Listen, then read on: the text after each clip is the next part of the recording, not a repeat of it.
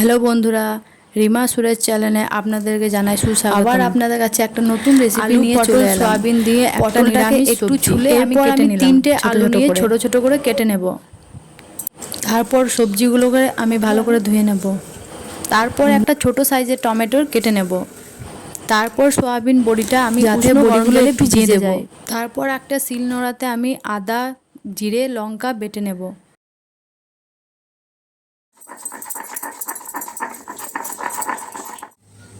তারপর মশলাটা আমি একটা পাত্রের মধ্যে আমি নিংড়ে তুলে নেব। তারপরে গ্যাসটাকে জ্বালিয়ে আমি কড়াইয়ের মধ্যে তেল গরম করতে দেব।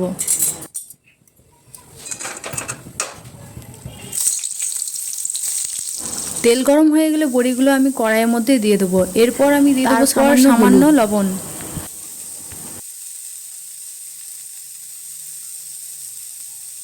বড়িগুলোকে আমি 2 মিনিট অবধি ভেজে নেব।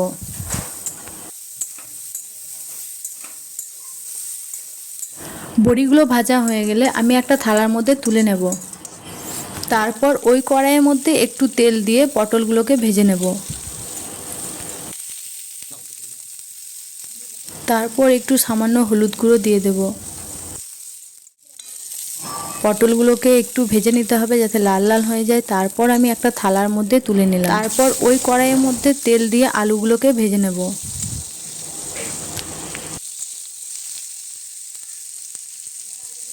তারপর আলুর মধ্যে সামান্য হলুদ গুঁড়ো আর একটু লবণ দিয়ে দেব।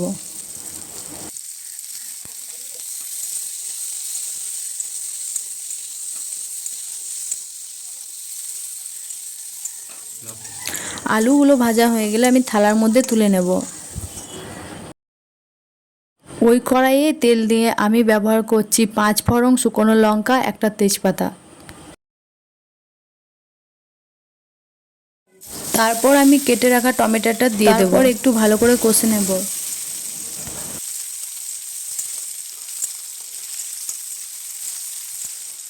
তারপর বেটে রাখা মশলাটা আমি দিয়ে দেব। তারপর সামান্য জিরে গুঁড়ো, পরিমাণ মতো হলুদ গুঁড়ো, তারপর লঙ্কার গুঁড়ো আমি দিয়ে দেব। মিষ্টির জন্য আমি একটু চিনি দিয়ে দেব। তারপর স্বাদ অনুযায়ী লবণ দিয়ে দেব।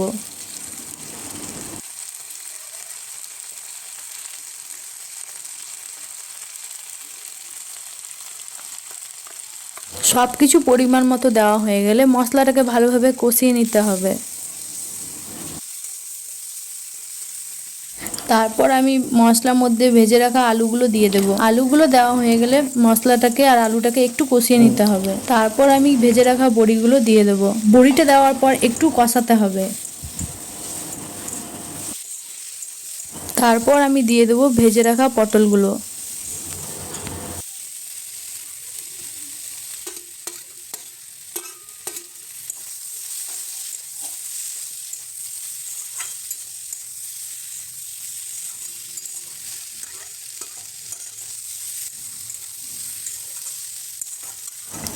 কষানোর জন্য 1 থেকে 1.5 মিনিট আমি ঢেকে দেব।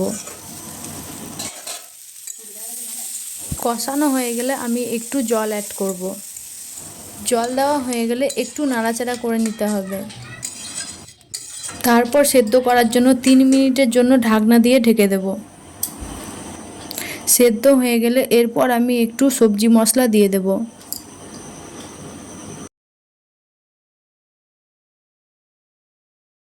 দেখুন আমার রান্নাটা কমপ্লিট হয়ে গেছে। রান্নাটা যদি আপনাদের ভালো লেগে থাকে তাহলে লাইক, কমেন্ট, শেয়ার, সাবস্ক্রাইব করতে ভুলবেন না। ধন্যবাদ।